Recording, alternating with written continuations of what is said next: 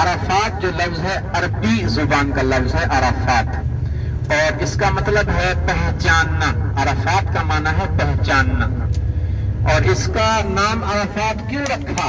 اس کی وجہ ہے کہ جب میدان عرفات میں جب رحمت پر آدم علیہ السلام کی دعا قبول ہوئی، اور آدم علیہ السلام جب میدان عرفات میں آئے تو اللہ نے جب آپ کی دعا اور توبہ قبول کر لی تو اماں حوا علیہ السلام کہیں دور تھی، آپ سے دور تھی، اور جب آپ جنت سے اس دنیا میں بھیجے گئے تو یہ 350 سال کے بعد آپس میں یہاں ملے اور ایک دوسرے کو پہچانا.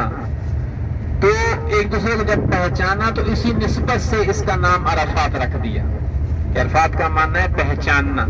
تو اماں حوا اور آدم علیہ السلام کی یہاں ملاقات ہوئی تھی، اور 350 سال کی جدائی کے بعد دونوں نے ایک دوسرے کو پہچانا تو اس کا نام عرفات رکھا گیا. اور یہ میدان عرفات جو ہے اس کے رقبہ جو ہے ایریا وہ کہا جاتا ہے کم و بیش 10 کلومیٹر ہے، چاروں طرف 10 کلومیٹر ہے.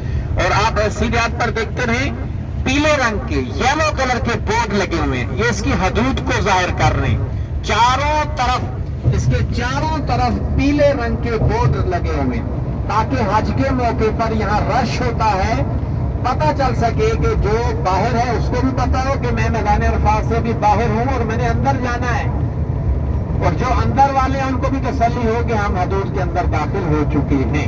اگر 9 ذوالحجہ کو کوئی شخص یہ میدان عرفات کی حدود سے باہر رہ گیا، لا علمی کی وجہ سے، غفلت کی وجہ سے، بھیڑ کی وجہ سے میدان عرفات کے اندر داخل نہ ہو سکا تو اس کا حج نہیں ہوگا. میدان عرفات میں داخل ہونا ضروری ہے. 9 ذوالحجہ کو امام کعبہ یہاں حج کا خطبہ دیتے ہیں.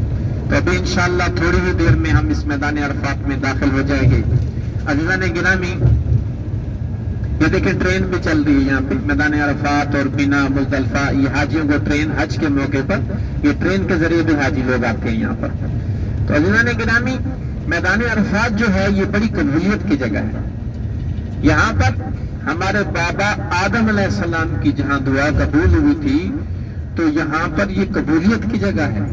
حضور نے فرمایا کہ میرے امتی جب میدان عرفات آتے ہیں تو جب یہاں لوگ آتے ہیں تو اپنے گناہ لے کر آتے ہیں، اور یہاں پر جب اللہ کی بارگاہ میں گڑ گڑا کر اپنے گناہوں سے توبہ کرتے ہیں اور آنکھ سے صرف ایک آدھ آنسو بہاتے ہیں تو اللہ پاک ان کے سارے گناہ معاف کر دیتا ہے. اور جب واپس جاتے ہیں تو گناہوں سے پاک و صاف ہو چکے ہوتے ہیں. یہ بڑی قبولیت کی جگہ ہے. میں اکثر حجاج سے گزارش کرتا ہوں جب آپ حرم میں جائیں صبح شام جب بھی جائیں تو جب پہلی نظر پڑے اس وقت اور جب میدان عرفات میں آئے اس وقت، یہ 2 وقت ایسے ہیں کہ آپ جہاں اور دعائیں مانگنی ہیں وہ بھی مانگیں، لیکن ایک دعا لازمی مانگا کریں کہ اے اللہ ہمیں ہر سال یہاں آنے کی توفیق عطا فرما. کئی حاجیوں سے سنا ہے کہ قاری صاحب ہم نے میدان عرفات میں دعا کی تھی کہ اے اللہ ہم ہر سال آئیں، ہمیں 10 سال ہو گئے، الحمدللہ ہر سال آتے ہیں. اور کئی حاجی بتاتے ہیں کہ ہم نے عمرے بہت کیے ہوئے تھے، حج نہیں نصیب ہوا تھا، ہم نے میدان عرفات میں رو کر دعا کی تھی، ہمیں حج بھی اللہ نے نصیب کرا دیا.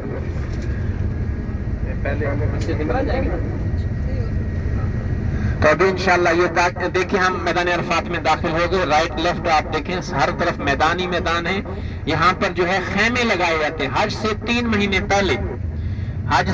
مہینے پہلے یہاں انتظام شروع ہو جاتا ہے. خیمے لگتے ہیں، ان میں اے سی فٹ کیے جاتے ہیں، قالین بچھائے جاتے ہیں اور میٹریس گدے بچھائے جاتے ہیں. حاجیوں کا بڑا یہاں انتظام ہوتا ہے. یہ رائٹ لیفٹ جو آپ دیکھ رہے ہیں اس میدان کے اندر حج کے موقع پر خیمے ہی خیمے ہوتے ہیں اور ہر خیمے میں اے سی لگا دیا جاتا ہے. تو یہاں پر حاجیوں کے لیے بڑا انتظام ہوتا ہے. دیکھیں درخت لگائے ہوئے ہیں، بڑا اعلیٰ انتظام ہوتا ہے.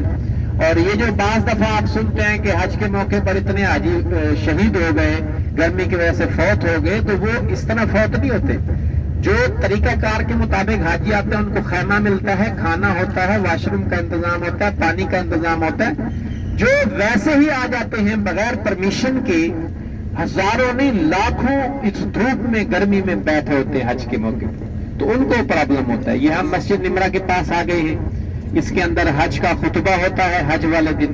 یہ سارا سال بند رہتی. صرف حج کے موقع پر کھلتی ہے. اس کے باہر کے برآمدے کھلے ہوئے ہیں. ابھی انشاءاللہ ہم یہاں رکیں گے. ہمارا یہاں بہت تھوڑا سا اسٹے ہے, تھوڑا سا. آپ نے صرف یہاں اترنا ہے.